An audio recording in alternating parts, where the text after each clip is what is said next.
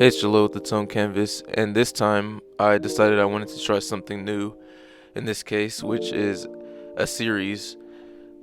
So, the elements of a series pretty much just a set of paintings or artwork with consistencies between all of them, and thought it would be a cool thing to experiment with, so here we go.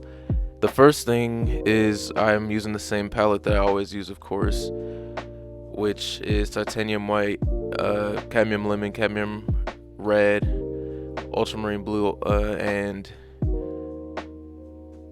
burnt umber. And so I got the idea to do a series because I like the idea of painting different, I don't even know what you call these, condiments or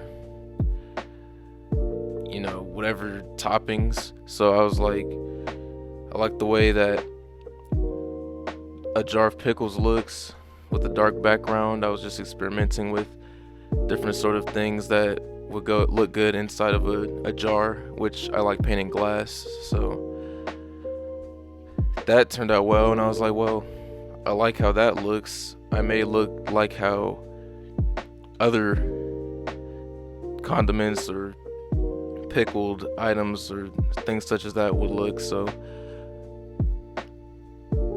I got some pickles, peppers, and olives, and ended up turning out well.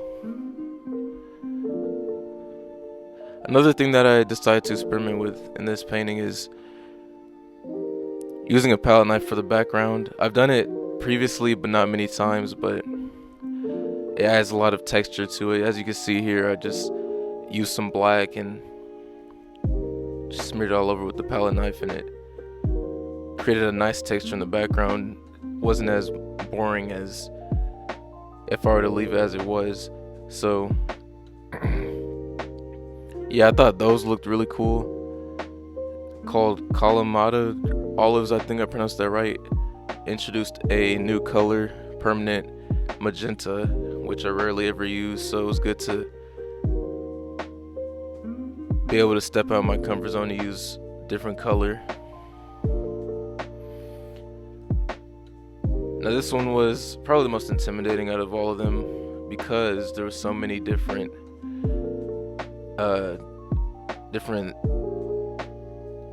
different circles in there to paint, but I actually scratched that. The most difficult one to paint was the next one you'll see because of the different variation of colors. But yeah, this one pretty much used the same color palette all the way through, which was just the addition of that permanent magenta and also this color here, which is alizarin crimson. Just a deep red. Wasn't able to be achieved as well, as powerful as a red with my usual palette, but so I decided to use this.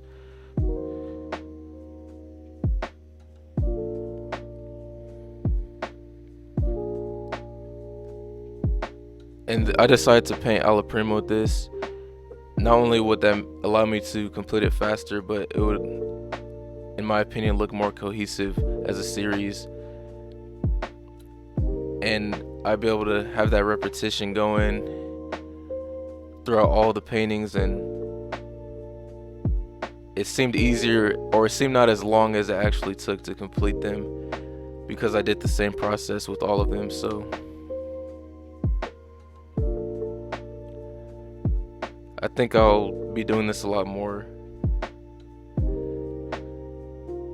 Alright, and this was the next one, the roasted red peppers. So like I said, this was the most difficult one, only because there's so many different shapes involved, and the color variation is more than you would think from looking at just the jar itself. But I just did the same process that I did with the others, and that gave it that consistency that I was looking for in a series. And so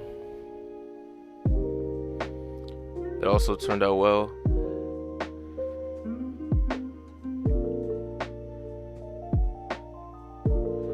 with all of these, I started with the darkest values first and built up to lighter.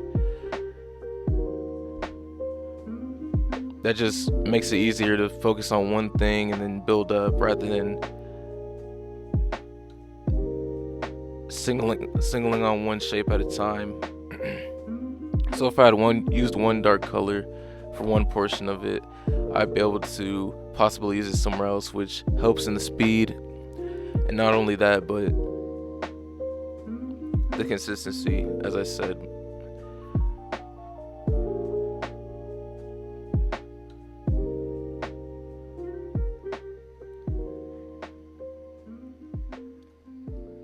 Yeah, I don't know why I just have a thing for painting glass, and often if you've seen some of the work that I've done, Instagram link is down in the description, but I paint a lot of glass and jars and bottles because there's a lot of interest there, in my opinion, and a lot of it is alcohol. I don't think I'm an alcoholic because I happen to paint so many jars like that. It's just the shapes of those types of bottles are most interesting to me, and I find glass a great thing to paint because it's sort of an illusion. It's on a 2D surface, but it's a 3D object, and not only that, but it's a translucent subject as well.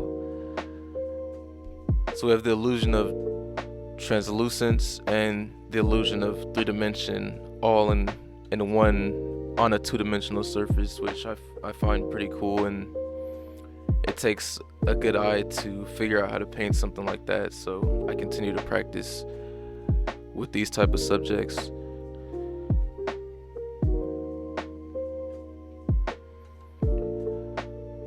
If you have any suggestions for what you think I should paint next, that'd be something good to put in the comments down below. I'm always looking for inspiration, and in fact, I believe I saw a jar or something like that somewhere on Instagram, and I was like, that would be something cool to paint. So any suggestions would be cool, and just put those in the comments. Or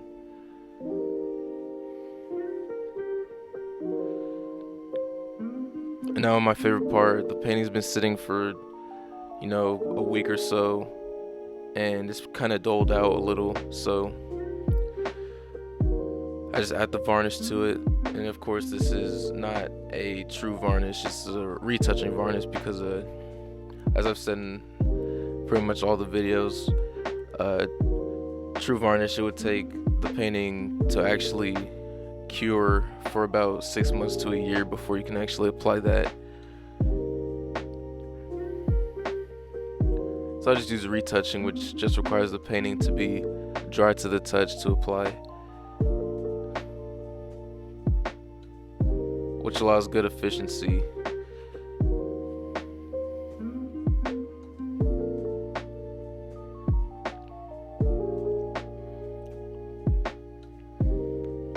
No matter how many times I do this process, it's satisfying to me every time.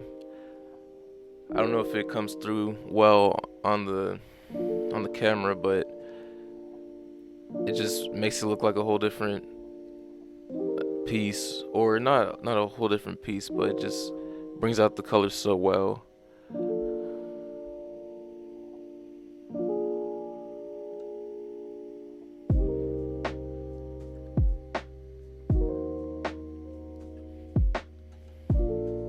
So that's the series in its completion. A jar of pickles, a jar of olives, and a jar of red roasted peppers. And if you like this, please subscribe and like the video. And also, thank you for watching.